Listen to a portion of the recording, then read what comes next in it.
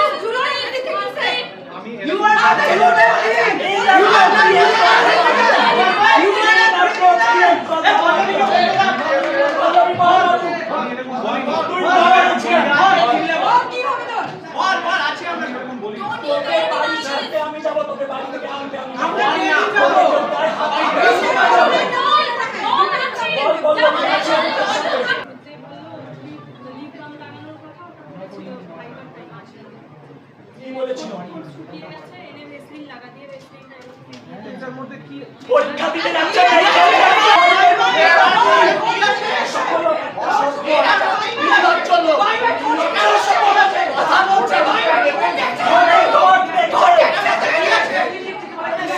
আপনারা এগুলো কলেজে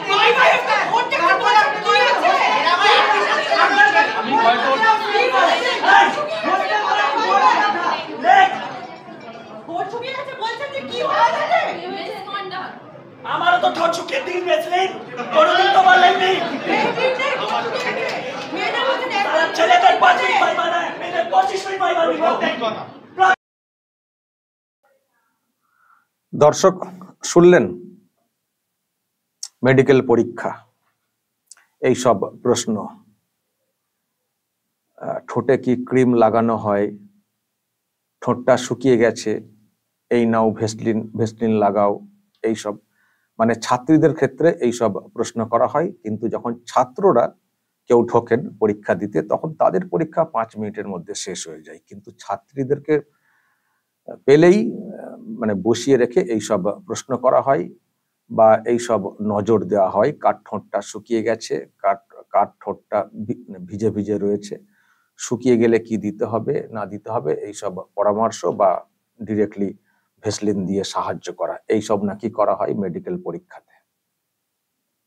এটা গতকালকের ভিডিও, সাগর দত্ত মেডিকেল কলেজের ভিডিও। গতকাল যখন বৈঠক চলছিল ছাত্রীদের একটা অংশ এইভাবে গর্জে ওঠে। প্রিয় দর্শক, আমি শফিকুল ইসলাম এবং আপনারা দেখছেন আরামবাগ টিভি। দর্শক বলুন, এবং একজন বললেন যে ছাত্রীরা যখন ঢোকেন পরীক্ষা দিতে, ভাইভা পরীক্ষা দিতে, তখন ভালোভাবে তারা ঢোকেন, কিন্তু যখন বের হন তখন অনেকে নাকি কাঁদতে কাঁদতে বের হন। এর অর্থ কি? কাঁদতে কাঁদতে কেন বের হতে হবে? ফলে দর্শক এখানে খোলাসা করে সবাই সব কথা না বললেও কিছু ইঙ্গিত পরিষ্কার যে তার মানে কি হয় ওই সব পরীক্ষার সময়, ভাইভা পরীক্ষার সময় তার মানে কি সব হয়। এখানে যেগুলো প্রকাশ্যে বললেন খোলাসা করে সেগুলো তো বুঝলাম, কিন্তু ওই যে কথাটা যে কাঁদতে কাঁদতে অনেকে বের হন, তার মানে আন্দাজ করতে হচ্ছে যে তার মানে কি চলে পরীক্ষার সময়ে। আর যাকে দেখতে পাচ্ছেন ইনি হচ্ছেন একজন প্রফেসর, ফার্মাকোলজির প্রফেসর, যেটা জানতে পারছি ওনার বিরুদ্ধে এইসব অভিযোগ ছাত্রীরা তুলেছেন।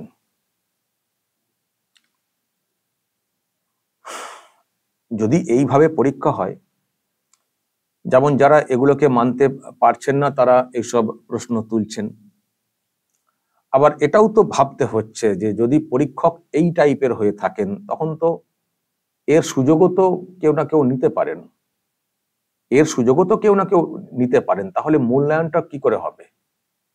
কেউ পড়াশোনা করে পরীক্ষা দিচ্ছেন, কেউ পড়াশোনা না করে পরীক্ষা দিচ্ছেন, কিন্তু পরীক্ষককে যদি সন্তুষ্ট করার অন্য উপায় থাকে, যদি সেই প্রসেসে নাম্বার পেয়ে যাওয়ার চেষ্টা করেন কোনো ছাত্রী, তাহলে সার্বিক মূল্যায়নটা কি করে হবে?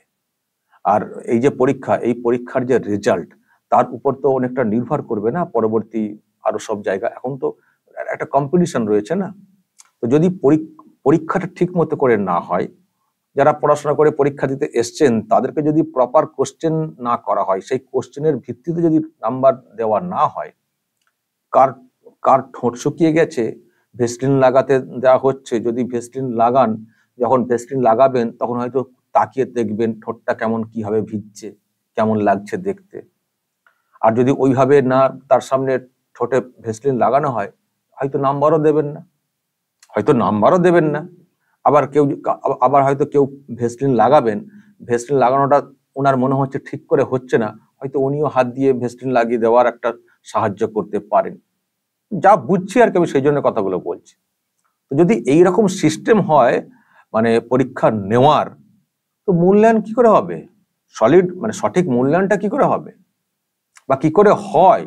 আজকে এই যে এতটা গর্জে ওঠে, এমনি তো তারা গর্জে উঠছেন না, তারা তো বুঝেছেন যে এখানে কিভাবে পরীক্ষা চলছে, এক তো কিভাবে সমস্যায় ফেলা হয়, হ্যারাসমেন্ট করার চেষ্টা হয়, আর নিশ্চয়ই হয়তো ওনাদের মনে এই প্রশ্ন রয়েছে যে সন্তুষ্ট না করতে পারলে নাম্বার দেওয়া হয় না, আমরা ওনার কথায় সন্তুষ্ট হতে পারিনি বা আমাদের পাল্টা কথায় বা কর্মে সন্তুষ্ট করতে পারিনি, সেই জন্য আমাদেরকে নাম্বার দেওয়া হয়নি। হয়তো সেই জায়গা থেকে ওনাদের ক্ষোভ আরো বেড়েছে এবং প্রকাশ্যে তারা এরকম ক্ষোভ প্রকাশ করছেন।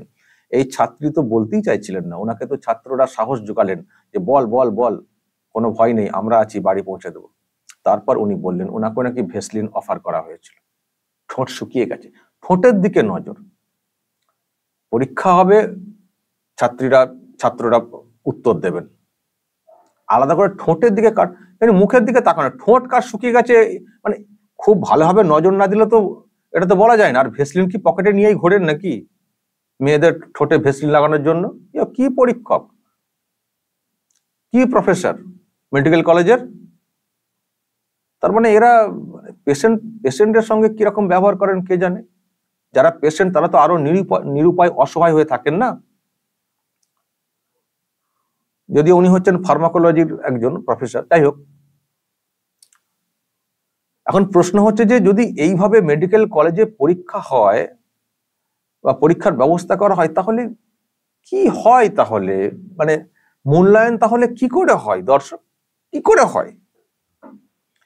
এবং যে হ্যারাসমেন্টের ব্যাপারটা আমরা আন্দাজ করছি, কারণ উনি বললেন একজন মাঝখান থেকে যে কাঁদতে কাঁদতে বের হন, যা বুঝছি তোরা কি হয় মেডিকেল কলেজগুলোতে, আর কিভাবে তাহলে নাম্বার বসানো হয়, খুব চিন্তার বিষয়। কোথায় রয়েছি আমরা?